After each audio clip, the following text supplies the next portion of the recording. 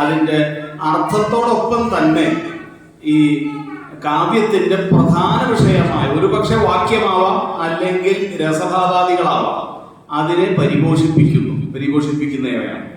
അതുപോലെ വേറെ ഉദാഹരണങ്ങൾ മന്ദാര സ്രന്തിവീതം തവ മൃദുകപരീഭാരം ആലോകയേഹം സ്നിഗ്ധശ്വേതോർദ്ധപുണ്ട്രാമപി ച സുലളിതാം ബാലേന്ദുവീതിം കൃത്യം പൂർണ്ണാനുകമ്പാർണവ മൃദുലഹരി ചഞ്ചല ഭ്രൂവിലാസൈരാ ആനീല സ്നിഗ്ധ പക്ഷ്മാവലിവരിലസിതം നേത്രയുഗ്മം വിബോധെ.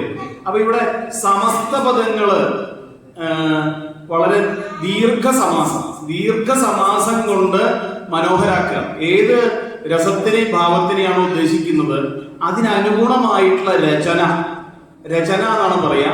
സമാസ വിന്യാസം, അല്പസമാസം, മധ്യസമാസം, ദീർഘസമാസം. ഇപ്പൊ വീരം, രൗദ്രം പോലെയുള്ളതാണെങ്കിൽ അതിനനുഗുണമായിട്ട് ദീർഘ സമാസ രചനകളൊക്കെ ചെയ്യും. ഒക്കെ ശൃംഗാരം പോലെയുള്ള വിഷയങ്ങളൊക്കെ ആണെങ്കിൽ അല്പസമാസമൊക്കെ ആയിട്ടാണ് സാധാരണ ചെയ്യാറ്. ഇതിന് അപവാദമുണ്ട്, അത് ഇപ്പൊ വിസ്തരിക്കുന്നില്ല. ഞാൻ ഇടയ്ക്ക് വാച്ചിലൊന്ന് നോക്കും, അപ്പോ പറഞ്ഞ സമയത്ത് തന്നെ അവസാനിപ്പിക്കാം. അപ്പൊ നാരായണീയത്തിനെ കുറിച്ച് ഇനി ഇവിടെ ഈ ശാസ്ത്രദീപ്തിയെ കുറിച്ചൊക്കെ ഡോക്ടർ ശ്രീദേവി സംസാരിക്കാൻ പോകുന്നുണ്ട്. അപ്പൊ അതില് നാരായണീയത്തിലെ വിഷയത്തിൽ ഇനി പറയുന്നില്ല.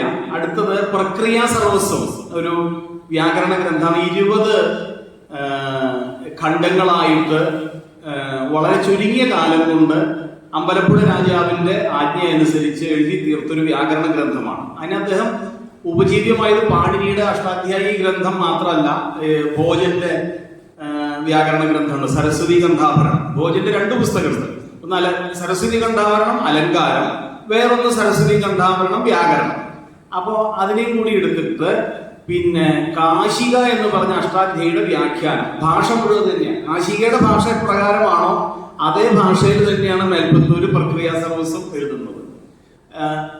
ഛാന്ദസഖണ്ഡം ഒഴികെയുള്ള ഭാഗത്തുള്ള ഉദാഹരണങ്ങളൊക്കെ ഭഗവത് ഭക്തിപരമാണ്. അതില് ഈ ഗംഗാദാസന്റെ ഛന്ദോൽ മഞ്ജരി പോലെയും, അതുപോലെ ഈ ഭട്ടോജി ദീക്ഷിതന്റെ സിദ്ധാന്ത കൗമുദിയിൽ ഉദാഹരണങ്ങളൊക്കെ കൊടുക്കുക. ഒക്കെ ഹരിഹി പായാ, ഭഗവാൻ രക്ഷിക്കട്ടെ എന്നാണ് ഉദാഹരണങ്ങളൊക്കെ ആയിട്ട് വരുന്നത്. ഇതിലും അങ്ങനെ തന്നെയാണ്.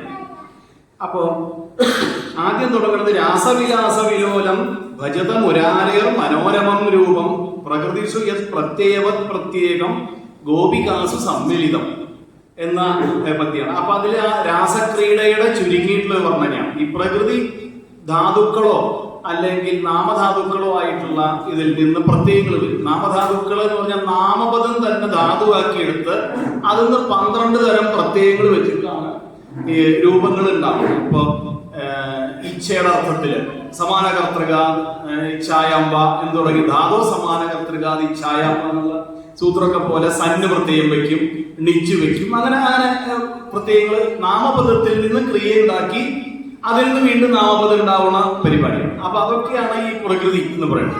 അതുപോലെ കേവല ധാതുക്കളിൽ നിന്നും പ്രത്യയങ്ങൾ വരും, കൃത്പ്രത്യയം വയ്ക്കും, പിന്നെ സുപ്രത്യയം വയ്ക്കും, രൂപം ഉണ്ടാവും. അങ്ങനെയാണ്.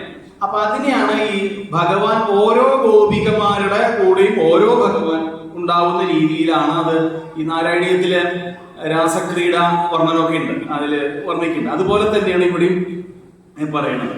അപ്പൊ അങ്ങനെ മുഴുവനൊന്നും വായിക്കുന്നില്ല, കുറച്ച് പോയിട്ട് ഈ സുബ്ധാതു എന്നൊരു വിഷയം, നാമധാതുവിന്റെ കാര്യം പറഞ്ഞപ്പോ സുബ്ധാതുവിൽ ഒരു ശ്ലോകം, അത് ആ ശ്ലോകം കൊടുക്കണത് ആ പ്രകരണത്തിലല്ല. എന്തുകൊണ്ടാണോ ഇനി കെട്ടിവെച്ച ഓലയുടെ സ്ഥാനം മാറിപ്പോയതാണോ എന്ന് അറിയില്ല.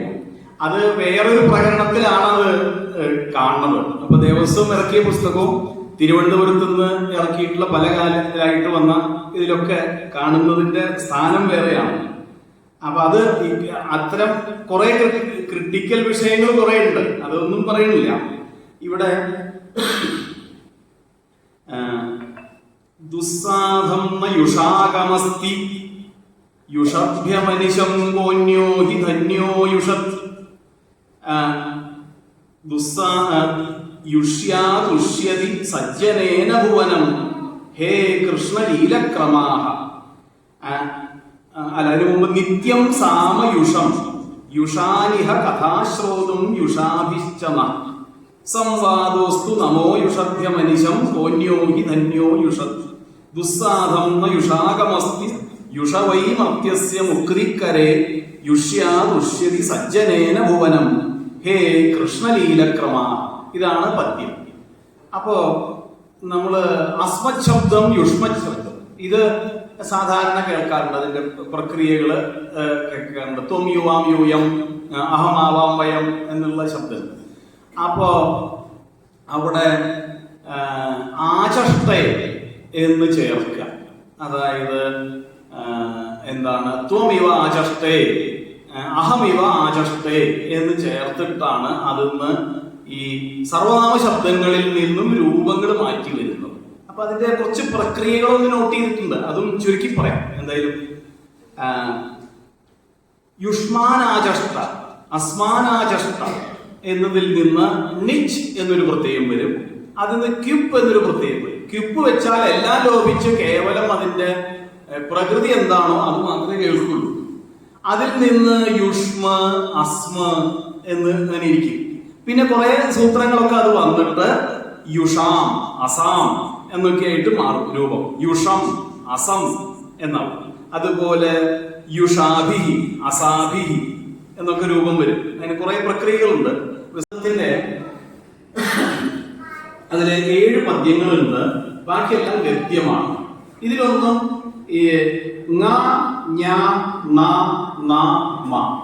ഇതാണ് അനുനാസികമായിട്ട് വരുന്നത്. അപ്പൊ മൂക്ക് ലക്ഷ്മണൻ മുറിച്ചു.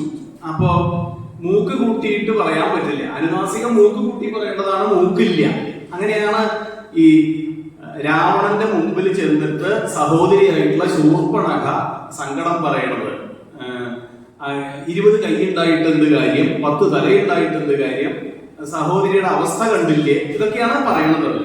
അപ്പൊ അതില് ഉദാഹരണമായിട്ട് വരുന്ന ചില ഭാഗം. ആദ്യം ഹാ ഹാ രാക്ഷസ രാജദുഷ്പരിഭവഗ്രസ്തസ്യ ധിക്തേ ഭുജാ വിദ്യുജ്ജിഹ്വ വിപത്തിരേവ സുകരാ ക്ഷുദ്ര പ്രഭാവത്വയ ദ്വസ്താപത്രവ പശ്യ പശ്യ സകലൈ ചക്ഷുഭി ഏതാദൃശി. ഞാൻ കുറച്ച് വിട്ടുപോയിട്ടുണ്ട് അവിടെ.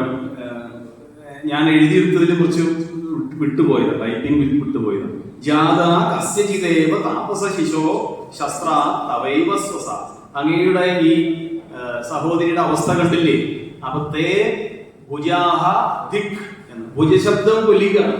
പക്ഷെ അവിടെ ഭുജാൻ എന്ന് പ്രയോഗിച്ച നകാരം അനുനാസികമാവും. അത് പറയാൻ ശൂർപ്പണഖയ്ക്ക് കഴിയില്ല.